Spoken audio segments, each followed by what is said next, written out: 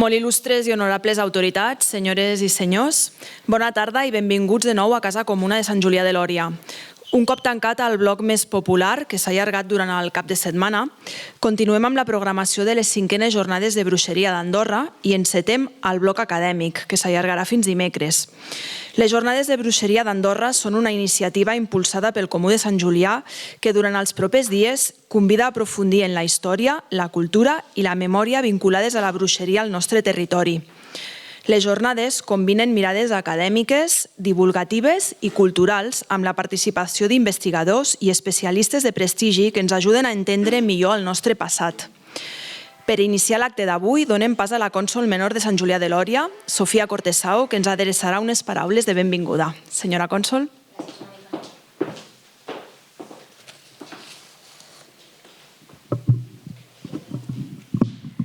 Molt il·lustres i honorables autoritats, senyores i senyors, bona tarda a tothom. Benvinguts aquí a Casa Comuna, benvinguts a la sala Sergi Mas i benvingudes també a les 5enes jornades de bruixeria d'Andorra, que aquests dies tornen a reunir aquí a Sant Julià de Lòria persones interessades en la història, la recerca, la cultura i la reflexió al voltant d'un fenomen que ja forma part de la memòria del nostre territori.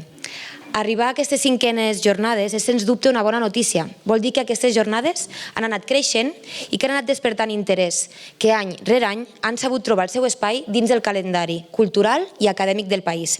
Però sobretot vol dir que hi ha una voluntat compartida de continuar investigant, explicant i reflexionant sobre un episodi històric que durant molt de temps va quedar relegat a l'oblit i envoltat de mites. Quan parlem de bruixeria als Pirineus, i també a casa nostra, parlem d'història. Parlem d'una època en què moltes dones van ser perseguides, jutjades i condemnades sota acusacions que avui sabem que responien sovint a pors col·lectives, a dinàmiques de poder o a contextos socials complexos. Recuperar aquesta memòria no és només un exercici de recerca històrica, és també una manera de donar veu a aquelles dones que durant segles no la van tenir. Per això aquestes jornades tenen una dimensió que va més enllà de l'estudi acadèmic. Són també un espai de memòria, de reflexió i de reivindicació. Un espai on la història es mira en perspectiva crítica i on es posa en valor el paper de les dones al llarg del temps.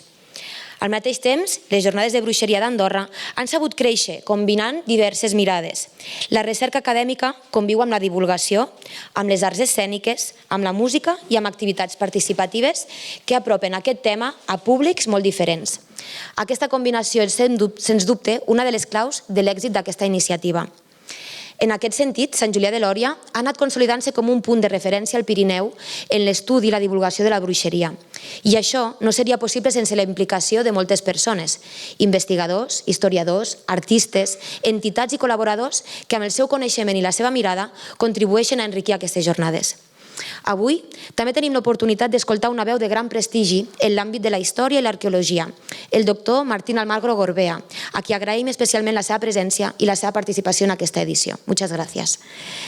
Des del Comú de Sant Julià de Lòria volem continuar impulsant iniciatives com aquesta, que combinen cultura, coneixement i reflexió i que alhora contribueixen a projectar la parròquia com un espai actiu i compromès amb la difusió del patrimoni històric i cultural. Abans d'acabar, permeteu-me agrair la feina de totes les persones i entitats que fan possibles aquesta 5ena edició. Amb la Canòlic Ribot, no la veig, allà, i la Bet Gil al capdavant, al Govern d'Andorra per la seva col·laboració, així com la participació de tots vosaltres, que amb la vostra presència doneu sentit a aquestes jornades. Ara fèiem broma i parlàvem que ja són les 5enes i que cada cop costa trobar nous temes que puguin agradar i apropar a aquesta temàtica a diferents públics i la veritat és que us donem les gràcies per la vostra creativitat també i segur que ja esteu pensant en l'edició de l'any vinent a veure què més podeu oferir, així que moltes gràcies a les dues per la vostra tasca. Us convidem a gaudir de la programació, a participar en les activitats dels propers dies i sobretot a continuar reflexionant, plegats, sobre la nostra història, perquè recordar i comprendre el passat també és una manera de construir un futur més conscient i més just. Moltes gràcies i molt bones jornades.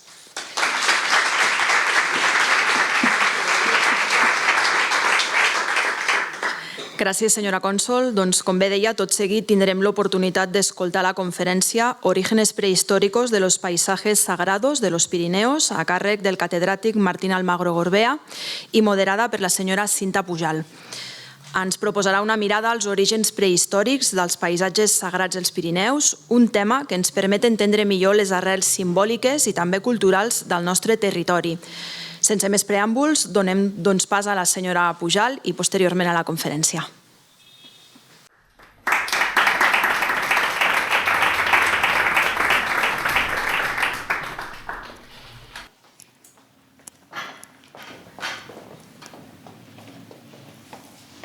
Muy buenas.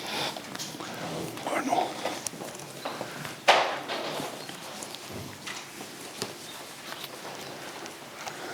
Bueno, aquí estamos después de tantos días de esperarlo.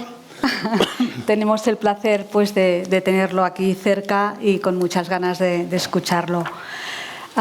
Primer de tot, doncs, bona tarda a tothom. Agrair la iniciativa del Comú de Sant Julià i especialment doncs, la invitació de la Canòlic per donar-me doncs, l'oportunitat de presentar la conferència del doctor Martín Almagro. La conferència d'avui, Origen prehistòric dels paisatges sagrats dels Pirineus, ens convida a mirar el nostre entorn amb una actitud oberta i integradora. Les muntanyes, les roques, els camins, els boscos, de vegades se'n revelen com espais plens d'història, de simbologia i, per tant, de memòria. Memòria que cal recordar i que avui doncs, tindrem oportunitat de reflexionar-hi. I és justament aquesta mirada, la d'observar el paisatge com un espai cultural simbòlic, la que ha guiat bona part del treball del nostre conferenciant d'avui.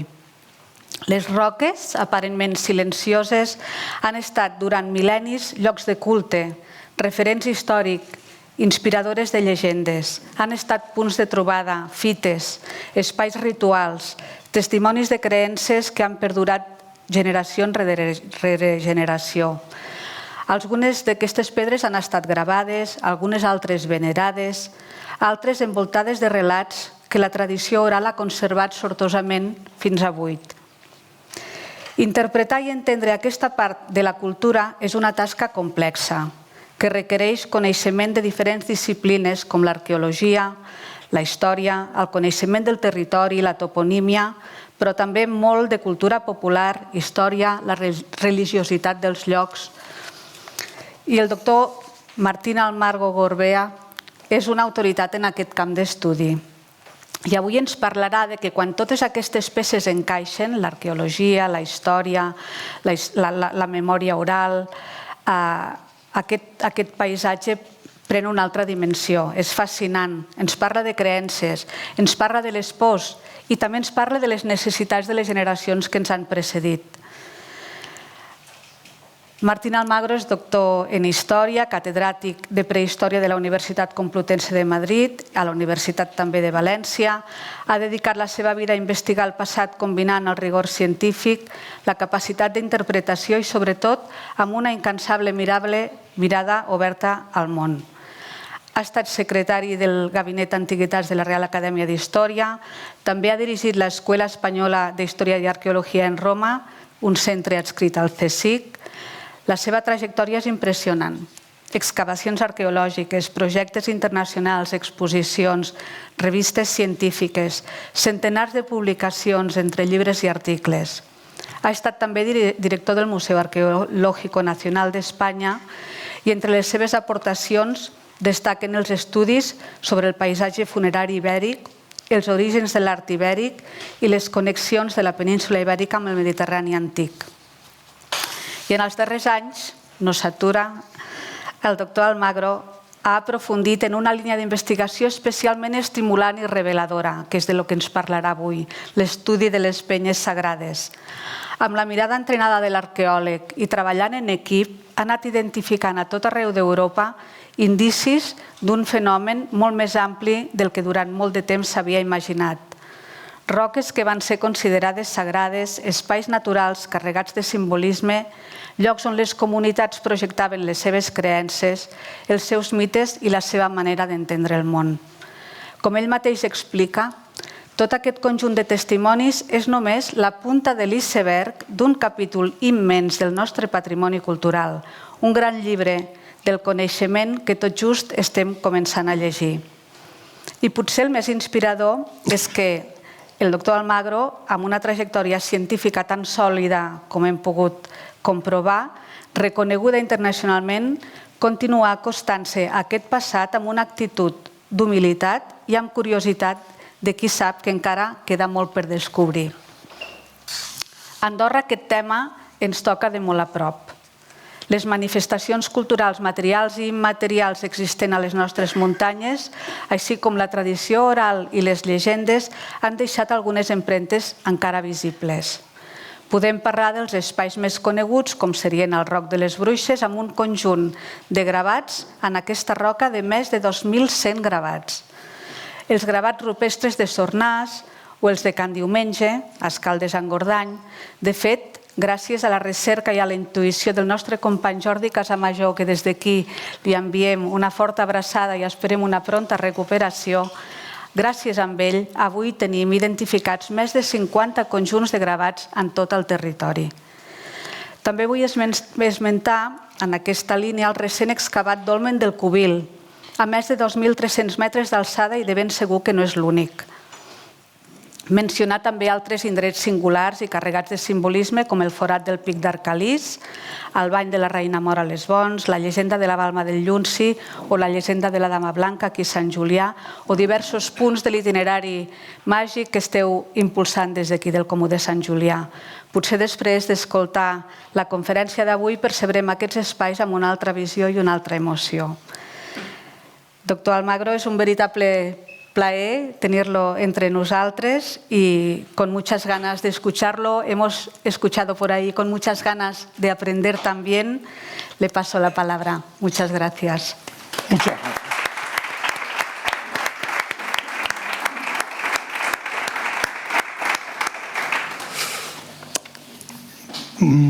Bueno, en primer lugar, buenas tardes a todos.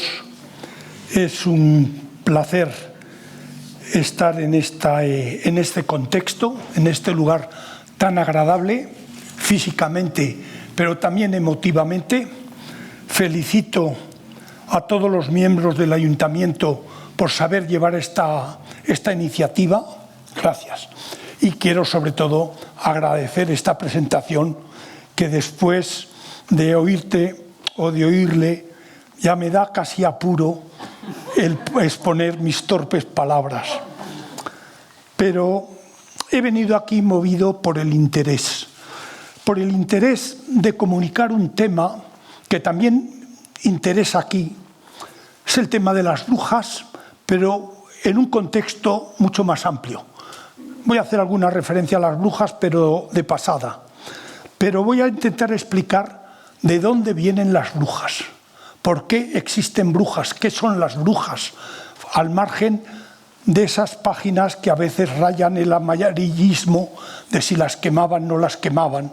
Y con esto no es que haga crítica histórica, simplemente estoy diciendo que la bruja creo que era un fenómeno mucho más profundo que a veces esas anécdotas truculentas que ha producido la historia. En la conferencia voy a intentar dos partes. Una, exponer primero lo que es el paisaje sacro, que es ese marco en el que quiero explicar lo que eran las brujas y otras cosas, como se ha hecho tan buena referencia en la presentación que acabamos de oír. Y en la segunda parte voy a exponer algunos ejemplos concretos de cómo veo yo el paisaje, no para intentar, bueno, si puedo convencer a alguno, pues tanto mejor, pero no es con un sentido de predicar para tener fieles, sino de sacar a la luz una documentación muy interesante que, por desgracia, muchas veces pasa desapercibida y que creo que tenemos que recuperar porque forma parte de nuestro patrimonio cultural y me atrevería a decir de nuestro patrimonio cultural más profundo. Pero como quiero llegar al final de la conferencia y si me alargo algo demasiado me da usted un toque y haré faena de alivio, quiero en primer lugar hablar de los Pirineos. Esa impresionante cadena montañosa de más de 400 kilómetros de longitud, formada en el plegamiento alpino, bueno, hace 80 millones de años, etc. No me pierdo por ahí. Pero además sus picos, sus valles, sus ríos, sus lagos, sus ibones, hacen que sea un paisaje de una enorme personalidad. Y es una personalidad que decimos es que es muy bonito. No, es que produce sensaciones que te hacen pensar que eso tiene algo especial que no vemos en la vida diaria y en todos los días. Y eso nos está acercando, como luego lo intento explicar, a comprender la naturaleza como vio uno de los grandes historiadores de la religión que ha existido, que es Mircea Eliade. Ver la naturaleza como algo enormemente próximo al hombre, pero que al mismo tiempo eleva al hombre a una dimensión que normalmente no estamos acostumbrados. Si yo me quito esto, no oigo. Pues si no tenemos esa sensibilidad, no percibimos, aunque veamos lo que hay detrás de lo que vemos. Y esto es el tema esencial de entender lo que es un paisaje sacro. Pero por otra parte, los Pirineos, aparte de ser un paisaje tan atractivo desde ese punto de vista, es una isla cultural y medioambiental. Es medioambiental porque, como son montañas altas, por una parte dividen, pero por otra parte unen. En verano, las plantas, los animales suben. En invierno, al contrario, bajan. Pero arriba se juntan los de zonas distintas. Y entonces es menor la división de lo que aparenta, diríamos, como frontera política, como frontera social. Pero por otra parte, esa isla medioambiental tiene condiciones especiales que ha hecho que el hombre se haya adaptado a esas condiciones y haya desarrollado una cultura con especial personalidad. No es que sea radicalmente distinta, pero tiene su personalidad. Y esa isla medioambiental es resultado de una adaptación milenaria. No es que sea de los árabes o de los cristianos o de los romanos, es que viene de mucho más atrás y que va asociada al medio ambiente. Y sobre todo, lo que nos interesa o lo que me interesa exponer hoy aquí es que ha mantenido tradiciones que se han perdido en otras zonas. Y como es una zona limitada y constreñida por ese medio ambiente, ahí se ha conservado lo que en otros sitios hemos perdido. Entonces, cuando queremos estudiar una tradición, venimos a los Pirineos y probablemente la encontraremos mejor conservada que en otras áreas donde se ha perdido. Y como muestra un botón. Todos, o creo que muchos, habremos oído hablar de que Pirineos viene de Pirene, que era una princesa, hija de Bébrix, el rey de los beribraces, que quiere decir de los castores, en un medio ambiente muy propicio, viene del Paleolítico, del Cuaternario, pero se ha mantenido en estas tierras, por lo menos hasta época ibérica, que seducida por Heracles, de ella nace una serpiente monstruosa. Bueno, el caso es que muere y Heracles, como homenaje a su tumba, la llena de cantos, que es una tradición que todavía se conserva en muchos pueblos de Europa. Pero son cantos tan de Hércules que se convierten en los Pirineos. Es una preciosa leyenda. ¿Es historia? No, no es historia. Pero aquí hay mucha historia, porque aquí estamos viendo que es pueblos castores, que hay una visión de cómo se enterraban, que hay una visión de cómo interpretar lo que no podían interpretar de otra forma. Los íberos no sabían geología, no podían explicar por tectónica la formación de los Pirineos, pero tenían necesidad de explicar un hecho que tenían delante, porque eran racionales. Eso es lo enormemente interesante, el enorme interés que tienen estas tradiciones que se conservan en estas áreas. A ver si atino, sí. ¿Qué es un paisaje sacro? Pues, entendido así, los Pirineos son un paisaje sacro. ¿Qué quiero decir con eso? Sacrum es una palabra latina que quiere decir, castellano, patata patate, lo traduzco por sagrado. No. Sacrum es que pertenece, es propiedad de la divinidad y es tabú tocarlo. Es decir, sacrum, una definición perfecta, le caía un hombre un rayo, no se podía tocar nada, todo eso era sagrado. Había que hacer determinados ritos para poder llegar a ello, porque eso era de la divinidad. Entonces, los Pirineos son un paisaje sagrado. ¿Qué quiere decir entonces sagrado? Que pertenece a la divinidad. Y ahí entran las brujas y tantas otras cosas. Estamos empezando a entender lo que es eso. Es un paisaje que está impregnado de esa sacralidad a la que hace referencia Mircea Eliade, después de muchas experiencias en distintos pueblos de la tierra. Y ese paisaje sagrado es un elemento esencial en muchas culturas de la humanidad, porque muchas culturas han tenido que resolver ese problema de cómo explicar sin conocimiento científico las realidades que tenían delante y que no eran de la vida diaria, no eran realidades normales. Y todo paisaje sacro, además, tiene unas características específicas. En primer lugar, tiene un carácter sobrenatural. No es un paisaje físico, no es un problema de geografía en el sentido terminológico, pero sí tiene unas características que impresionan. Y a veces impresionan sin darte ni siquiera cuenta de lo que te impresiona. Tú notas que aquí hay algo que me hace sentir una cosa extraña. Hoy día ya tenemos el gusto por los paisajes, pues lo notamos menos, pero si no, en cualquier caso te subyuga, te sugestiona. Pero además, esos paisajes que tienen esas características que no son físicas, que hay algo detrás de ese aspecto físico, son paisajes de larga duración, de longue durée, que decía Brodel, en el sentido de que no son siempre iguales. Es decir, los mitos que tienen estos paisajes, aunque sean mitos milenarios, mucho más largos que la vida humana, sin embargo, también se transforman a lo largo del tiempo, y se transforman y se adaptan. Y por eso podemos encontrar mitos paleolíticos que están perviviendo y perfectamente con mitos cristianos. Y dices, eso es imposible. No, es lo normal. Es la forma de manifestarse a lo largo de la evolución y a lo largo del tiempo estas tradiciones.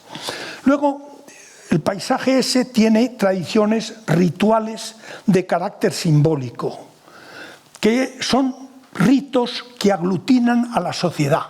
Y entonces la sociedad, con estos ritos y con esta percepción sobrenatural, aunque no sea consciente del paisaje, se siente aglutinada, se siente ahí unificada. Cuando van a una romería, cuando van a un lugar donde es tradición que hay una mora o que hay una bruja, todo eso unifica a la sociedad.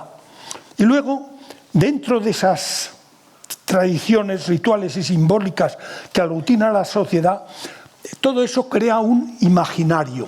A ver cómo explico esta palabra.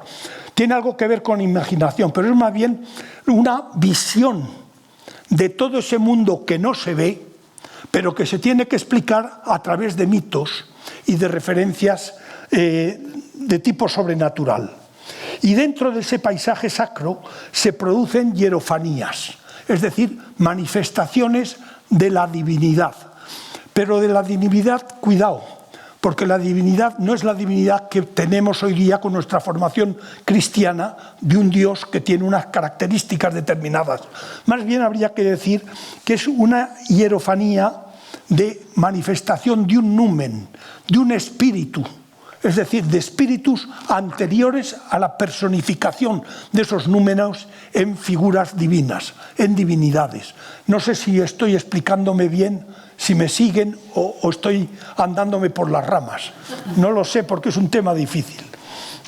En cualquier caso,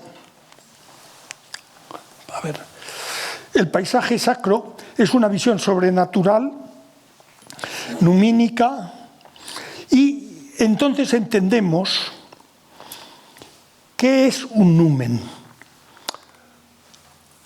Para nosotros, que vemos la naturaleza con una formación, si me permiten, deformación, que hacen que veamos todo a través de la geografía que hemos aprendido, a su vez fruto de las investigaciones científicas, el paisaje lo forman montes, peñas, barrancos, ríos, etc. Pero antes, para el hombre que no tiene esa formación, un monte, una peña, un barranco, un río, un lago, una poza, una fuente, un lago, un árbol, un límite de campo, un cruce de caminos, un collado, un trueno, la lluvia, eran entes vivos como él mismo, solo que no eran visibles como nosotros. Estaban en un plano mágico, sobrenatural. Y eso es lo que repercute, por ejemplo, en la visión de las brujas, que era la gente que tenía especial sensibilidad para captar las manifestaciones de estos seres. Es muy difícil para nuestra mentalidad racional ver una peña o ver un monte y decir que ese monte no es una peña, hombre, no me cuentes cuentas. Pero es tan difícil como eso pensar que una persona que no sabe geofísica y que no ha estudiado tectónica, que le digan que esta montaña se hizo por el plegamiento alpino hace 40 millones de años.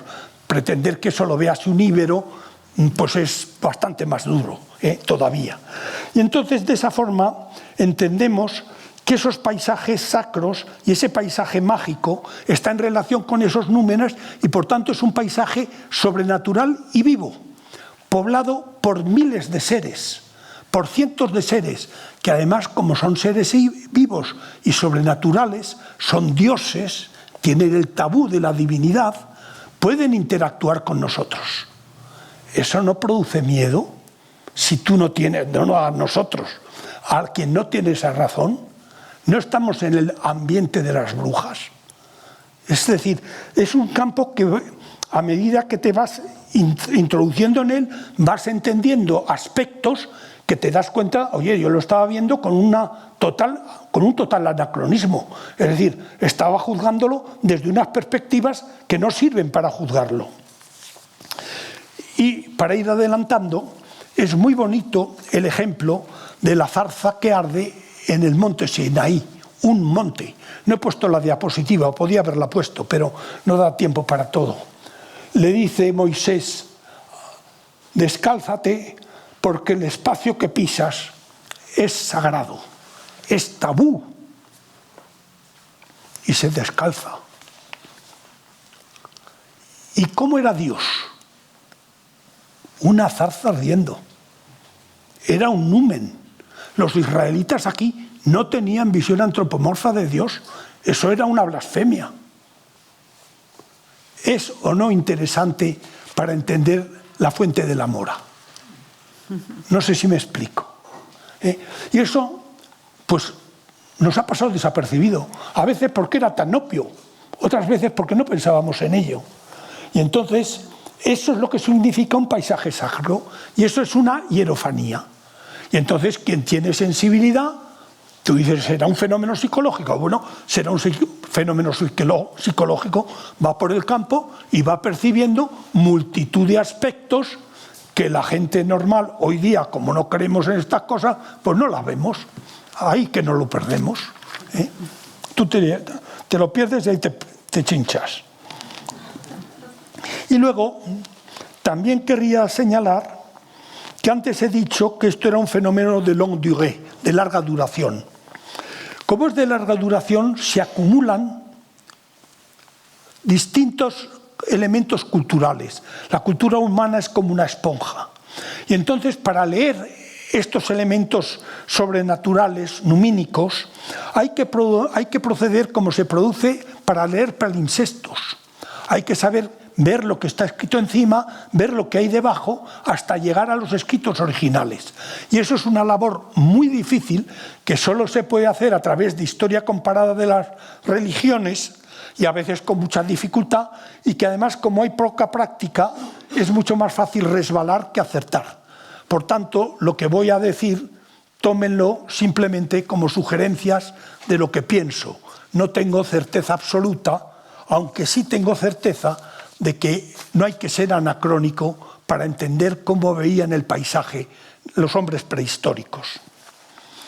Para el origen del animismo es interesante, ahí lo he puesto en rojo, ver cómo eso procede sin duda del Paleolítico, cuando el hombre empieza a pensar. Luego lo expondré un poco mejor. Pero ha pasado por el Neolítico, el Calcolítico, la Edad del Bronce, los romanos, los árabes y la cristianización. y ha perdurado. No riñe con nadie, puede seguir por ahí. Y es un elemento que evoluciona, lo mismo que independientemente evoluciona la tradición social o la cultura material, que es lo que estudiamos los arqueólogos, que es en lo que yo realmente sé un poco más, o la religión y los ritos, que es en lo que se fragua todos estos elementos. Y entonces, desde esa perspectiva, podemos entender, a ver si es esta, el numen, ya lo he explicado, lo que es el numen, me he adelantado, voy para adelante, y esto es el animismo, también lo he explicado, pero como voy mal de tiempo, tiro para adelante. Lo que sí quiero, perdón por el desorden, es explicar esto del animismo, y me pongo de pie. Muy importante, cuando yo empecé a pensar cómo se podía explicar esto, es que cuando el hombre ha empezado a tener sensaciones conscientes, nosotros recibimos miles de sensaciones por segundo, visuales, auditivas, sensitivas, de temperatura, de montones de cosas. Y sistemáticamente las filtramos, las seleccionamos, de acuerdo con esquemas previos. Y sobre todo es fundamental en un determinado momento que todas esas sensaciones se convierten sobre todo en causa, en conocer causa y efecto. Esto me pasa porque ha habido esta causa, o yo tengo esta causa, se va a producir este efecto. Eso se ha producido a lo largo de hace unos 200.000 años, cuando el hombre ha empezado a tener esa capacidad de raciocinio, que no tienen los animales y que es lo que nos separa de ellos. Y en relación con ese conocimiento causal y esa memoria selectiva, se empiezan a ver, aquí se produce esta causa y eso se puede hacer un símbolo de esa causa, es decir, una sensación de color, de dolor, o un gesto o una palabra. Y empieza a salir el lenguaje. Dentro de un contexto social, el individuo aislado pierde el lenguaje y no tiene la capacidad de desarrollo de esto. Y entonces ese lenguaje, para el cual incluso hay un cambio genético que tiene el hombre, y hay algún animal más que lo tiene, pero que solo nosotros nos permite articular palabras, permite, junto con este conocimiento causal, llegar a símbolos que son la abstracción, que son las palabras. Y que son las palabras y que son también los primeros esbozos de arte. Es decir, figuras que tiene un simbolismo, no sabemos nosotros cuál, para ellos lo tenía. Y eso crea ya la capacidad de un imaginario, es decir, de un conjunto mental donde se cuadra eso. Y surge el animismo. Un animismo que es esa visión de números, de seres, reforzado por lo menos por tres cosas que son muy frecuentes. Por los sueños. Nosotros sabemos lo que es un sueño. A estos señores no les vas a separar el sueño de la realidad cuando no se distinguía ni siquiera lo que era la conciencia de lo que no era la conciencia. Sería una visión anacrónica. Las alucinaciones tomaban alucinógenos y los alucinógenos facilitan este proceso. Y luego memoria de los seres queridos o de elementos no queridos, pero que forman parte ya de dentro de nosotros, de nuestro imaginario. Y eso confirma la sensación de que existen númenes. Y entonces surge el numen con sus mitos explicativos. No sé si es muy ortodoxa para un psicólogo o para un especialista de la evolución humana esta interpretación. Evidentemente, y aquí estoy plagiando ideas de muy distintos autores, pero es la visión necesaria para poder interpretar este fenómeno. Y luego, una vez que se crea ese sustrato animista en el Paleolítico, un momento en el que también surgen los primeros conocimientos astronómicos unidos a los primeros conocimientos de cálculo, porque están toda la noche mirando y ven que la luna se repite y que las estrellas vuelven a aparecer y aprenden a contar, primero con los dedos de la mano, es decir, en esos fenómenos iniciales del desarrollo humano surge todo este mundo animista que luego evoluciona, y como he dicho que es una esponja, pues luego en el mundo neolítico se junta con la tradición de las divinidades femeninas, de la diosa madre, y acaban cogiendo la tradición del mundo celta y llegan a la cristianización y siguen creyendo en númenes aquí, aquí y aquí, cada uno adaptado a su medio ambiente. Vamos a ver si sigo para adelante aquí. Bueno, y entonces aquí podemos hacer referencia a algunos de los grandes estudiosos del animismo, como es Fraser, como es Taylor, como es Eliade, pero lo que es interesante es que este animismo y esa mentalidad que se hace en el plano intelectual es el origen de todas las religiones de la Tierra. Es decir, de todos, más que religiones, religión ya es una cosa más estructurada, de todos los primeros sentimientos religiosos, de lo que diríamos sentimientos religiosos de la humanidad. Y con ese mundo están los númenes y esta visión numínica de la Tierra, que por eso tiene tanto interés cultural y que se ha quedado aislada en estas islas culturales que son los montes. A ver, no, aquí me he ido demasiado deprisa. Bueno. Y en muchos montes se ha reunido, yo me voy a poner de pie si no les importa, porque veo las diapositivas y las comento mejor. Se han conservado sobre todo en algunos montes conocidos. El monte Olimpo, todo el mundo lo conocemos, base de los dioses olímpicos de Grecia, cuidado, los olímpicos.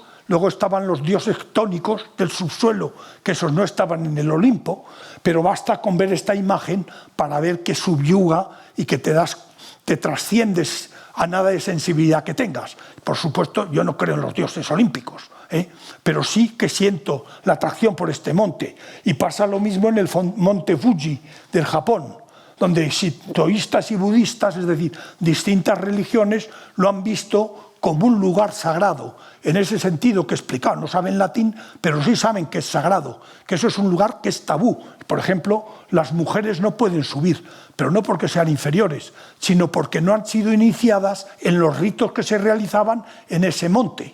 No sé si me explico ahora mejor. Es decir, tienen no son sacerdocios, pero sus rituales específicos que los caracterizan. O el interesantísimo monte Uluru, en el centro de Australia, que es una formación de areniscas de 300 metros de alto, que era tabú también. Solo podían subir los iniciados. Luego la convirtieron en un centro turístico, ahora se lo han devuelto a los australianos que quedan, pero lo que es interesante es que en este monte la tribu de los Anangu, que llegó a esas tierras hace 60.000 años, que es muy fácil decirlo, pero son 1000 generaciones. Nos reímos de Altamira, que tiene 14.000. Bueno, pues ahí se había creado el mundo, los ancestros suyos, los espíritus, los númenes de sus ancestros, y habían creado las leyes con las que todavía se rigen los Anangu.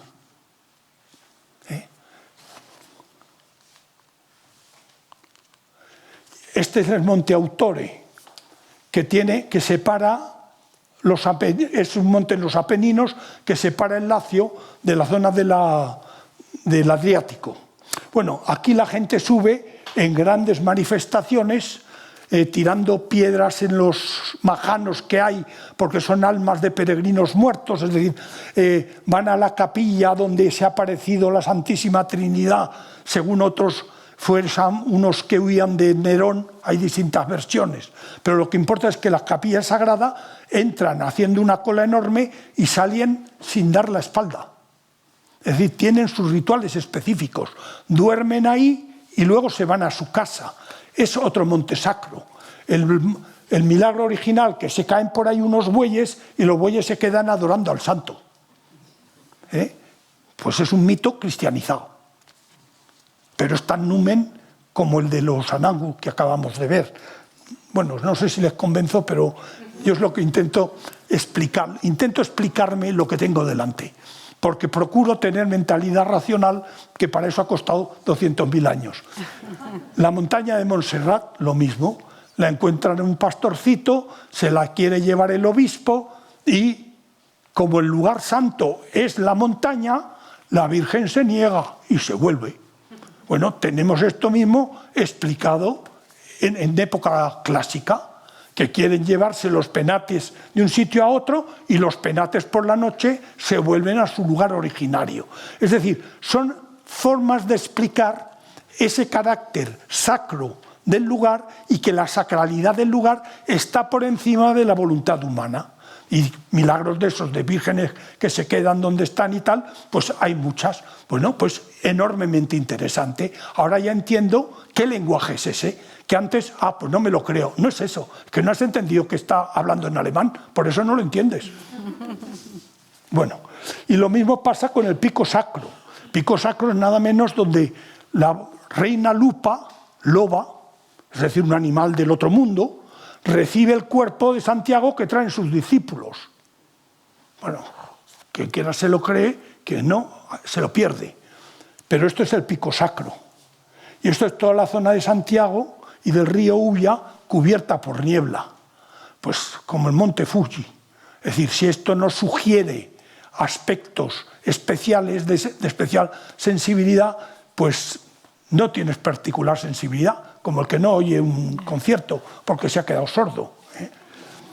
Y dentro de estos ejemplos, don Ángel Gari, un valioso estudioso al que se ha hecho referencia de Huesca, me invitó a visitar el monte, digo yo, ahora iba a decir, el monte Oturia. ¿Cómo estamos ya? Madre. El monte Oturia es un monte particularmente interesante. ¿A qué? Que no sé qué ha pasado. No, pues me he dejado alguna diapositiva que he puesto mal. Ahora aquí. No, bueno, pues ya me saldrá donde no esté. Es particularmente interesante. Domina todo el Prepirineo. Aquellos Jaca, esto es Sabiñánigo, vamos, como si fueras volando en avión. Domina todo el Prepirineo y controla toda la parte central de esos Pirineos de los Beribraces. Es decir, es un lugar extraordinariamente significativo como paisaje. Pero además en él se concentran un montón de ermitas y de santuarios, hasta 69 vestigios sagrados. Es decir, hay una concentración que no es normal. ¿Qué quiere decir? Que la gente que ha ido al monte Oturia ha sentido especialmente esta sensibilidad en esa zona. Por eso es un monte sacro. Y entonces hay un montón de ermitas, un montón de santuarios con romerías, es decir, donde se aglutina la gente y toma sentido de su identificación con ese terreno y con esos sentimientos, caminos sagrados que no puedo explicar con detenimiento, y además otras ermitas y monasterios del entorno que confirman la sacralidad de todo ese conjunto. Pongo alguna de las ermitas. La ermita de las Arrodillas, porque tiene dos huecos aquí que son los huecos de la santa, de Santa Orosia, cuando se arrodilló porque la flagelaban. Y esto que ven aquí no son fenómenos de erosión, son los latigazos del verdugo. Entonces, si esto no es una preciosa visión de elementos lumínicos cristianizados, ya lo veremos. Porque además dicen que aquí, con esta, el pastor que iba trayendo la reliquia de Santa Orosia, tocó con el pastor la piedra y entonces se iluminó el cielo y encontró el camino. Y además, como tiene, al pasar por ella se hizo de día. Me falta controlar si esa piedra no tiene orientación solar, probablemente al este. Es decir, estamos ante mitos antiguos paleolíticos o de la época que sea, que se han perdido y que conservamos solo la versión cristianizada, el final del palimpsesto. Seguimos subiendo por el monte y de repente nos encontramos con este farallón, como el del Monte de Autore, pero además con una cascada, y aquí hay una ermita que es donde vivía la Santa Orosia. Y como tenía sed, porque venía huyendo de los moros, pues creó el milagro de que apareciera la fuente. Esta es la ninfa, la diosa de las aguas del lugar, que explica la producción de las aguas. El mito se ha cristianizado y es un mito precioso. Y debajo está la ermita de San Cornelio. ¿Por qué? Porque todas estas gentes vivían en ermitas que están metidas en balmas, es decir, vivían como auténticos eremitas. ¿De dónde viene la vida eremítica? Del mundo druídico, de los celtas. Es decir, ya estamos entrando en la prehistoria. A ver si le doy bien. Ah, sí. Luego, perdón, la ermita de San Blas, otro caso más. Y todo eso por una senda y unos caminos que producen vértigo, pero que da una sensación de ascensión al alto que al mismo tiempo es una ascensión de tipo casi místico. La ermita de San Blas, y San Blas, pongo otra ermita de San Blas en el pico Jálama, que es el pico Sálama, porque hay una inscripción romana que quiere decir que es el pico donde nace el río que pasa por Salamanca. Y por tanto es la divinidad del pico de los prados de altura que se han cristianizado con su correspondiente ermita. Veremos que en Santa Orosia ha pasado lo mismo. O San Blas en Agudo, Ciudad Real, si quieren ustedes perderse en un sitio que no les encuentre nadie, váyanse ustedes ahí. Y entonces ahí tienen las mismas danzas, porque van el día de San Blas, por San Blas la cigüeña verás. ¿Qué es eso? El anuncio de la primavera. Y San Blas es también la fecha de la Candelaria, un día de diferencia. Es la renovación del fuego sagrado del hogar. ¿Son casualidades o son cristianizaciones de tradiciones milenarias? Y en San Blas hay una piedra resbaladera.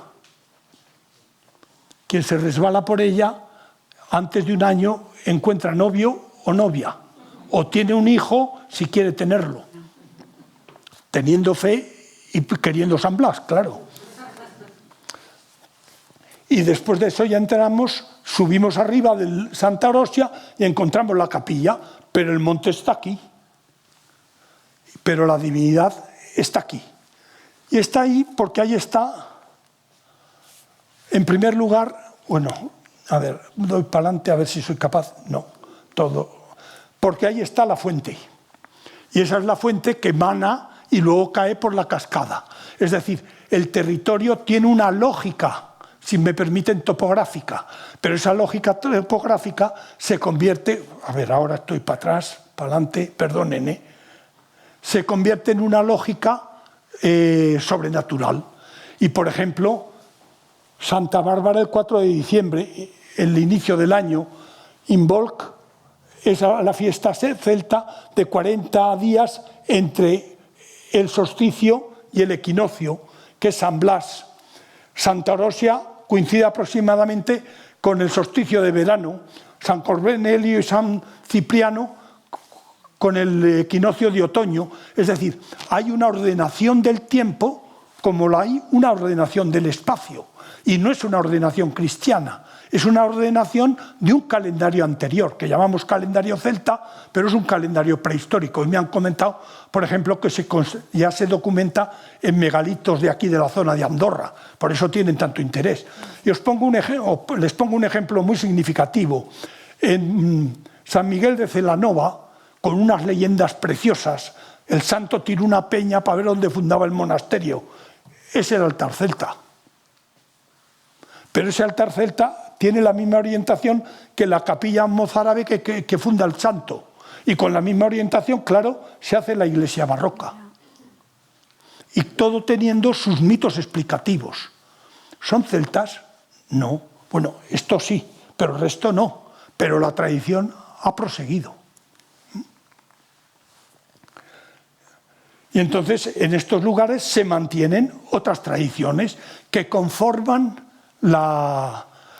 ese arraigo hacia el lugar sacro como elemento de la personalidad del lugar. Y estos son ritos de iniciación.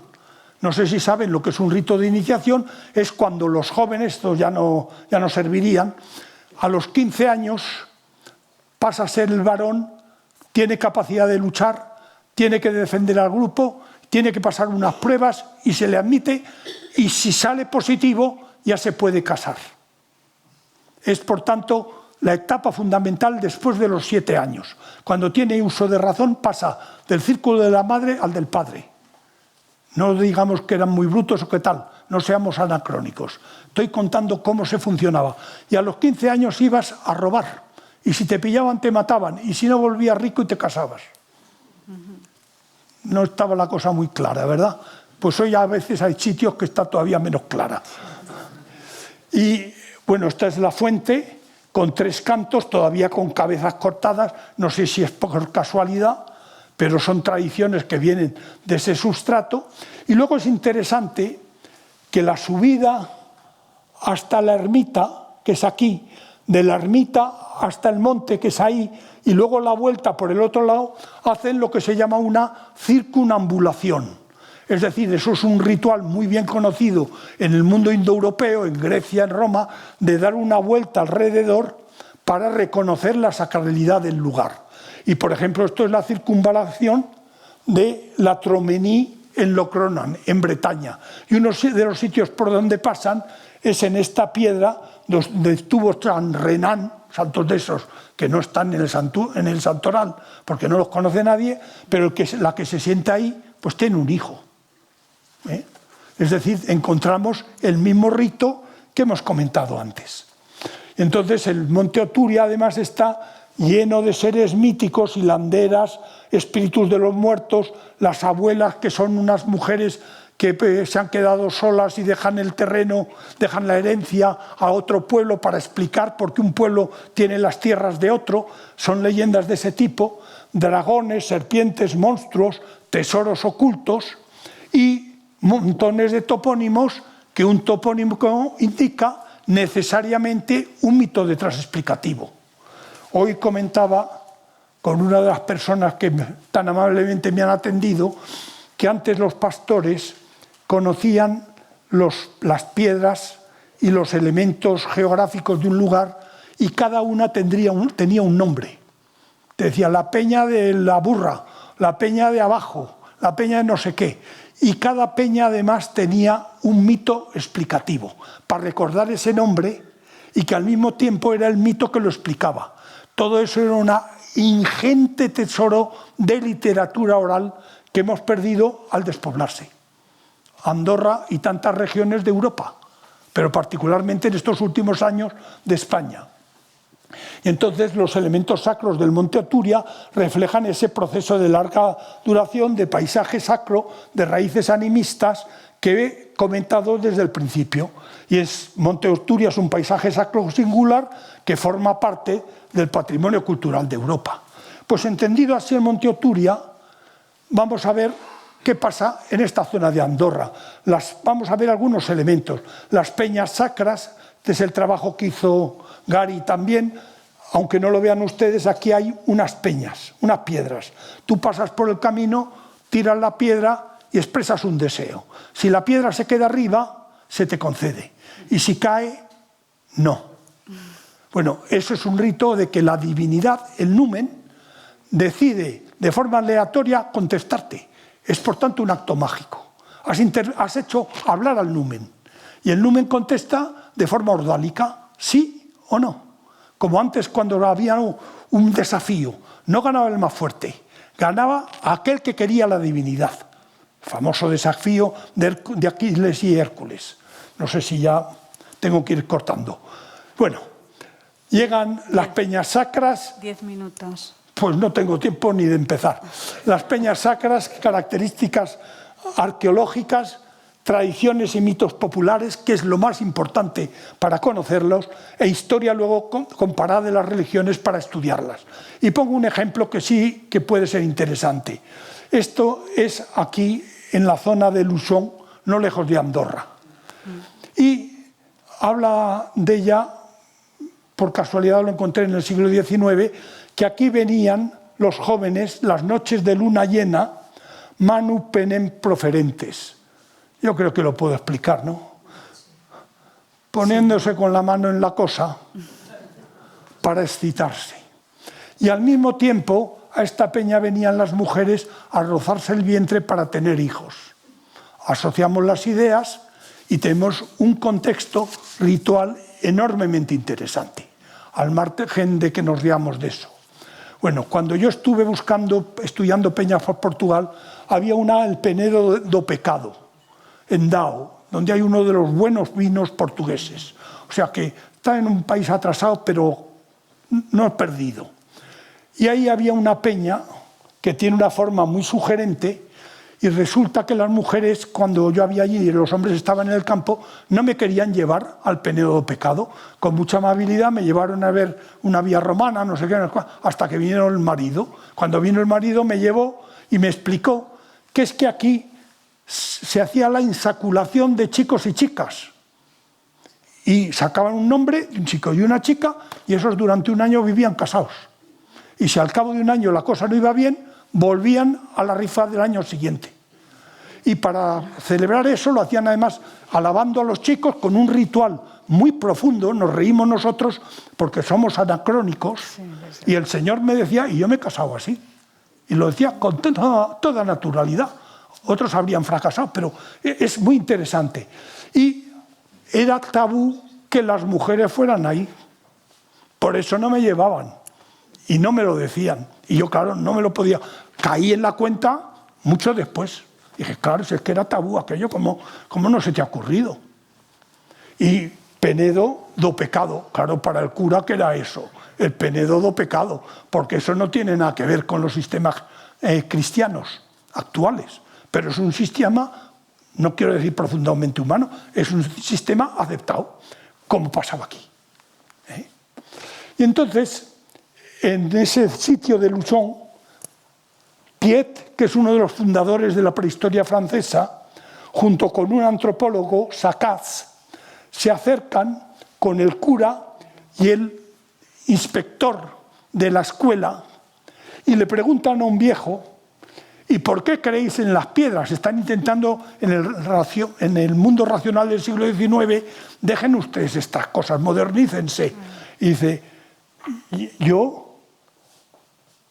Autrefois, quand les gens étaient honnêtes, tous avaient dans ces pierres une grande foi.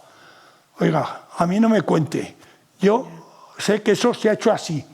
Y si vous ne croyez pas, se dirige al cura, dice, es su problema. Si vous ne croyez pas ces pierres, monsieur le curé, moi j'y crois. J'y crois con tous mes ancêtres. Y por eso se ha mantenido esa piedra que creo que todavía hoy día en parte se usa, no lo sé seguro. Y con eso ya vamos a ver los elementos de los Pirineos, rápidamente antes de que me echen. Es el Gadats, pues es el equinoccio del otoño y dos hermanos pastores. Son los gemelos divinos, Rómulo y Remo, que por fenómenos sobrenaturales se convierten en dos peñascos, en esos dos montes. El día de San Mauricio, el 22 de septiembre, el equinoccio de otoño, cuando cambian los pastores bajan al monte, bajan del monte. Es decir, hay una cantidad de elementos que creo que convendría estudiar, porque cuando se estudian estas cosas salen muchos más. Los fenómenos esos se llaman pareidolias, es decir, figuras que recuerdan en el subconsciente cosas que has visto, sin ser las mismas. Este es el monte Pindo, donde vivía la reina, el palacio de la reina Lupa, que hemos visto, es otro monte distinto, y ahí había un ejército de gigantes. Es decir, nosotros vemos formas de erosión del granito, de granito rosa. Ellos veían gigantes, y los gigantes de la reina Lupa. O les grands et les petits pics de l'Ossau, que es lo mismo, Jean y Pierre. Me suena que también son los gemelos divinos. Podríamos dar una conferencia sobre la importancia de los gemelos, porque era en sí una cosa para ellos sobrenatural. O los rebaños petrificados de la Maladeta, todos estos montones de ríos de piedras que lo produce la gelifracción, pues lo interpretaban como un castigo divino que había convertido en piedras los antiguos rebaños que estaban pastando en zonas verdes. O las 3 hermanas de Paderna, que es esta fotografía. Yo les pongo aquí los 3 hermanos del Salto, del Alto Rey, que es el Alto Rey con una ermita muy interesante, el Monte Ocejón, que está a unos 20 kilómetros, y el Moncayo, que está a 100 kilómetros. Los ha castigado su padre porque se peleaban y solo los días de claros se pueden ver unos con otros, pero sin poderse hablar. Maldición divina. Es decir, es una interpretación del paisaje desde la capacidad mítica que tenían. Y pasa lo mismo con los bosques. El bosque del Betato, seguramente son bosques con brujas. Y aquí pongo la frase de Antonio Machado: ¿quién ha visto sin temblar un hayedo en un pinar? Vayan a un pinar, encuéntrense con un hayedo, y si no tienes una sensación, no digo de temor, sino especial, es que no tienes sensibilidad. O el bosque del Serrat en Ordino, donde están las brujas. Bueno, les pongo una pista: la manita muscaria. Y el que la come, ¿qué le pasa? Que queda tocado del bulet. No, te mueres si comes mucho. Si tomes poco es estimulante. Y los pastores, como estaban solos y aburridos, se estimulaban y acababan tocados del bulet. ¿Esto de qué época es? ¿Cristiana? ¿Romana? Bueno, los lagos. El lago de Nemi con la Diana nemorensis. Me están mirando mal y hace bien. El bosque sagrado de Segóbriga. El lago de Fontargent. Todos con su ninfa. En el lago nemorensis era Diana. Bueno, le han llamado Diana. Aquí se llama ninfa. En otro lado es la mora. Basa de la mora. Pero mora no es la mora que viene de África. Eso es una homofonía. Mora viene de mortua. Es decir, es una palabra indoeuropea que en latín da morta y en castellano da mora. Y por eso los moros y moras que hay en Fuentes y en Peñas no son del norte de África, son de una deformación de palabras indoeuropeas. Las cuevas de las brujas, el forato de Diaples, muy interesante, porque eran unos bichos malignos que confundían a la madre y le quitaban al niño y se chupaban la leche. Y entonces el niño se moría de hambre. Es la forma de explicar la enorme mortalidad infantil, a veces por desnutrición, con paralelos muy interesantes en otras regiones de España, que no pueden ser casualidad, es decir, no es que se lo hayan contado. El congosto de Río Valira, con la capilla de San Antón, porque se aparece una música, eso es la Santa Compaña, el mito de la Santa Compaña. Bueno, y voy para adelante que ya acabo. La noche de San Juan, pues es lo mismo. Eso está dentro de las tradiciones astronómicas y culturales más profundas de Andorra. Las trangas de Bielsa, te encuentras con estos tíos, no es necesario que sea de noche, a media tarde, y desde luego corro hasta yo, que ya estoy para pocas. Pues aquí lo tenemos en la zona del País Vasco Navarro y en Cerdeña. Y son ritos de iniciación también, que se han transformado, se han transvestido en los mitos, en los seres míticos que pueblan los paisajes. Bueno, y aquí quería contar algunas cosas de la historia del país literaria, porque hay mucha literatura también de eso, en la literatura popular. Voy a poner solo este trozo del poema de Fernán González. Va cabalgando con su caballo y llega a la montaña persiguiendo a un jabalí. El jabalí se esconde en la cueva, pero de la cueva se escapa a la ermita y en la ermita se pone detrás del altar. Llega Fernán González al altar y dice: en un lugar tan honrado yo no puedo matar al cerdo, porque el cerdo era el numen que le llevaba allí de nombre de la divinidad.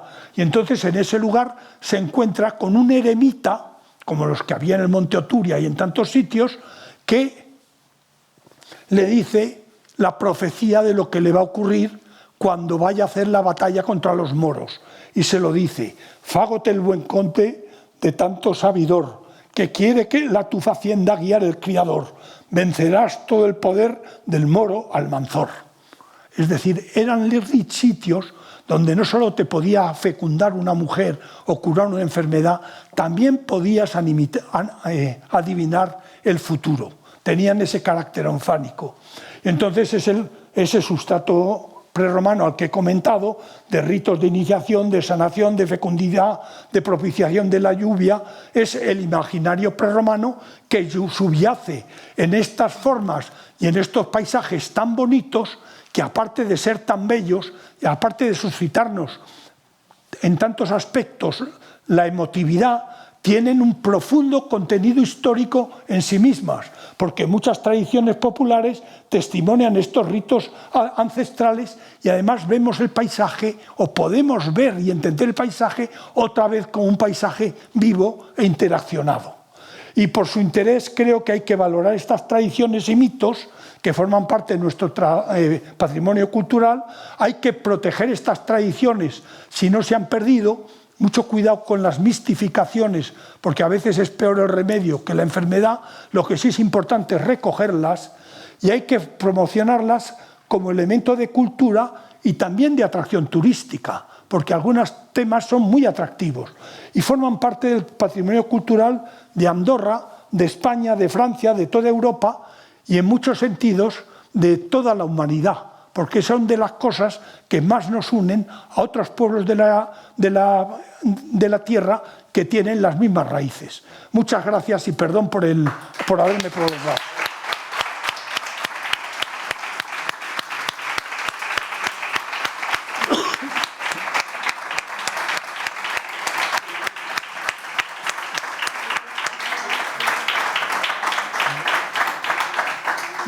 Muchas gracias, doctor, por Perdón, de nuevo. No, nos hemos mantenido muy bien en tiempo y tenemos pues un periodo de tiempo también para preguntar, para comentar, para intercambiar con el doctor Almagro. Ya que lo tenemos hoy aquí, creo que vale la pena aprovechar la oportunidad. ¿Hay alguna pregunta en la sala, alguna duda, algún comentario?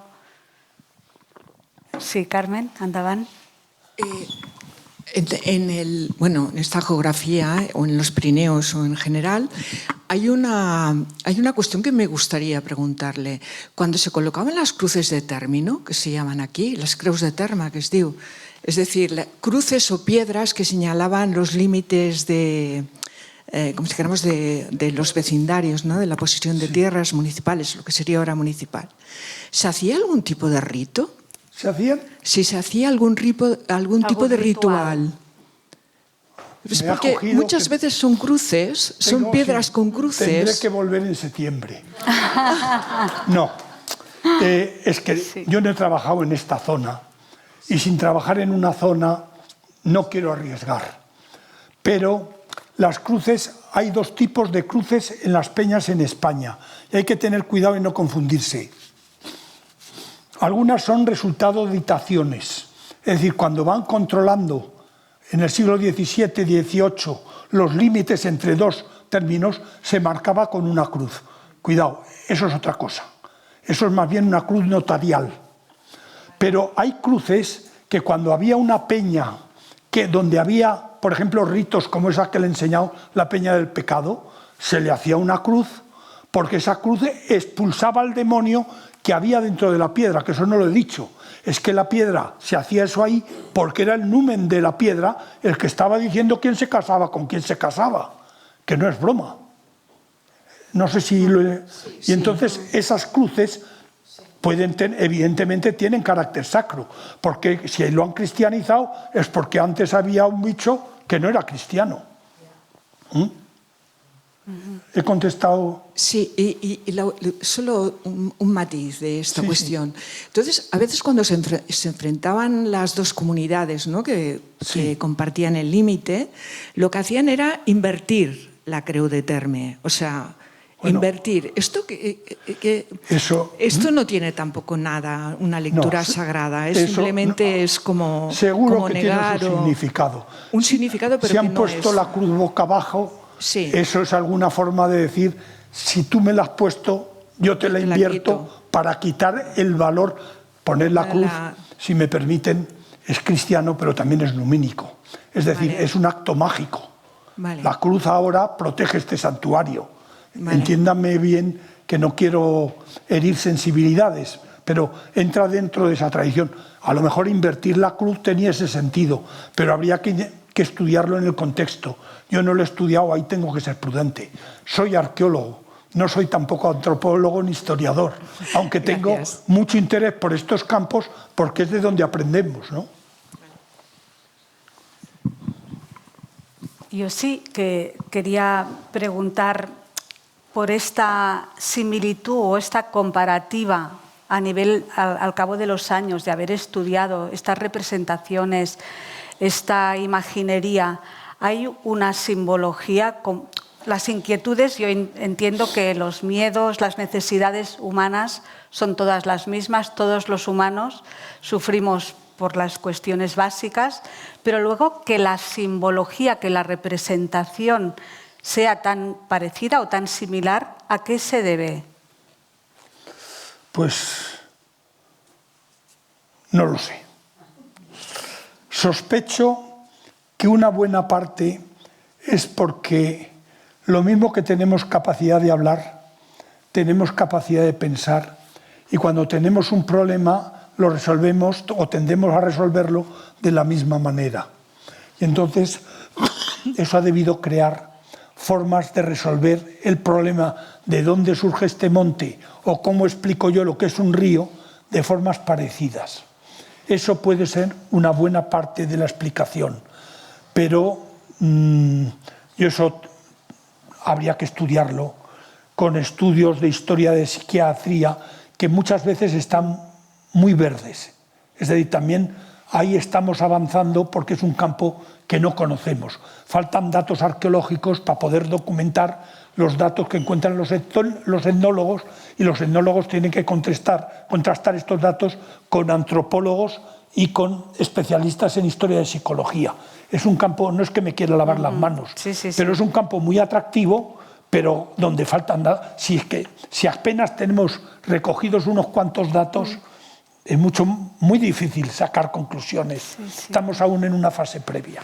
Yo es que, escuchándolo, me he acordado de cuando estudiaba antropología, que lo voy a releer ahora, una monografía que era mitos, ritos y religión, creo que era, pero estaba como muy centrado pues, en las culturas africanas, en el mito del buen salvaje. Claro, y ahora nos hemos perdido intentando entender nuestro mundo a través de la lectura o de la comprensión de cómo estaban pues, las culturas no tan occidentalizadas, y nos hemos perdido lo nuestro. Yo es que me he dado cuenta, leyéndolo y conociendo toda esta línea de investigación que han iniciado, que no sé si hemos hecho tarde o si todavía estamos a tiempo. Y que hemos estudiado con Malinowski lo que pasaba en la Polinesia, y resulta que lo que pasaba en un pueblo de Castilla, a veces con datos tan interesantes o más, los hemos perdido. Eso es. Eso es lo que a mí me sorprendió y me ha hecho meterme en corral ajeno, porque este no es mi corral, lo reconozco. Ahora, también tengo que decir, me escandaliza que otros no hayan entrado antes, porque quiere decir que hemos tenido un despiste grande en este campo de investigación. Y no estoy metiéndome con ningún antepasado, ni con... Yo soy mejor que los que vienen, ya saben la frase esa, ¿no? Los que había antes, unos inútiles, y los que vienen detrás, todos unos trepadores. Eso es una broma, no. Quiero decir que son campos que normalmente es por la complejidad. Para entender esto tienes que saber historia de las religiones, a veces historia clásica, para tener los paralelos del mundo clásico, que hay pocos, pero hay. Luego tienes que saber, evidentemente, arqueología, tienes que saber etnología. Bueno, con las superespecializaciones que tenemos hoy día, es muy difícil que a alguien se le ocurra ponerse al tanto en todos esos campos. Y entonces, ¿qué pasa? Unos por otros, la casa sin barrer. Pero, por ejemplo, creo que es un tema muy interesante para entender en profundidad las brujas. Es decir, en este contexto es lógico que hubiera brujas, es decir, y brujos, gentes que tenían particular sensibilidad y que sabían de esos recursos explicar qué había que hacer, pues eso, para tener un hijo, para tener tal. Y si eran malos, pues los quemarían, lo que sea. Pero la mayor parte, yo en la sierra de mi padre, que es la sierra de Albarracín, había un pueblo lleno de brujas. No había ningún problema de orden público. Desgraciadamente, cuando me he puesto a estudiar esto, han pasado 50 años, ha cambiado el mundo. El último pastor al que fue a preguntar cosas en Albarracín resulta que era del Uzbekistán. ¿No? Perdón, es como si se quemara el Museo del Prado. Porque antes los pastores conocían todas las peñas, en cada peña había una historia. 90 no serían interesantes, pero 10 era la prehistoria de la mentalidad humana. Eso es lo que a mí me ha movido a trabajar en este campo. ¿Y estamos a tiempo todavía? Siempre se está a tiempo. ¿Siempre? Siempre se está a tiempo. Más si vienes de la prehistoria. No, yo creo que sí, que además estas tierras, aparte de que es muy bonito, y que si tú ves ese hayedo, si le ha emocionado el hayedo a Antonio Machado, no te va a emocionar a ti. Vamos sobre lo seguro. Y si esa emoción la sabes poner en relación con que en ese bosque había brujas, ya tienes casi conseguido la mitad de lo que hay que hacer. Y es cuestión de recoger los datos, muy importante, sobre todo con los viejos, porque datos que hoy día no entendemos, otros los pueden entender después, y luego agruparlos, porque es el juego del ajedrez. Lo que no sacas de las horizontales, te lo dan las verticales. Y al final reconstruyes mucho más cruzando datos de unas cosas con otras. Y eso es lo más fascinante de la arqueología. Lo bonito de la arqueología no es ser Indiana Jones con un casco y encontrar un tesoro. Lo bonito es estar un día en la biblioteca o yendo en el autobús a la facultad y se te enciende una idea y dices, ¡ya está! Es esto con esto. Y eso es lo que de verdad mueve y motiva a un investigador. Es la inspiración. Sea de prehistoria o de lo que sea. Cuando ha estado haciendo su presentación, yo creo que a más de a uno se nos ha passat pel cap el Roc de les Bruixes, Meritxell i tot el bosc del Rep. És un bosque que está en Canillo, que hay una piedra grabada ya de la edad del bronce, calculan los arqueólogos, también con muchos grabados de época medieval. Y luego, desplazado hacia la derecha, también se ha encontrado otra peña grabada, y a los pies de este monte está la iglesia de la Basílica de Santa María de Meritxell, que es la patrona del país. Sí. Y hay toda una leyenda de la Gavernera, de que si había, lo que ha comentado. Esto es de una riqueza impresionante. Sí, claro, y hay que atarlo todo. Es la historia de Andorra, pero de hace miles de años, pero que se puede hacer como si lo estuvieras viendo hoy. No, se nos faltan perdemos matices, pero tiene un enorme interés. Y yo desde luego animo a la gente que trabajan aquí en el museo y a las autoridades que me oyen a recoger estos testimonios, porque son de verdadero patrimonio cultural, no solo de los andorranos, de todo el mundo. Y eso tiene un interés. Y además es enormemente bonito. Es decir, no he ido nunca a buscar peñas. Si se le explicas a los otros las peñas, ya tienes un tío que te da el peñazo todo el resto de la vida. ¿Por qué? Porque encuentran una peña, porque te cuentan... No, porque es una cosa que es sugerente. Y la naturaleza forma parte de nuestro pasado. Como decía Mircea Eliade, no es casualidad. Y no es que yo sea naturista de esos, no, simplemente soy una persona que mi padre me enseñó a viajar con los ojos abiertos y me gusta viajar viendo lo que veo. Y eso lo tenemos todos dentro. Bueno, pues nada, muchas gracias a ustedes.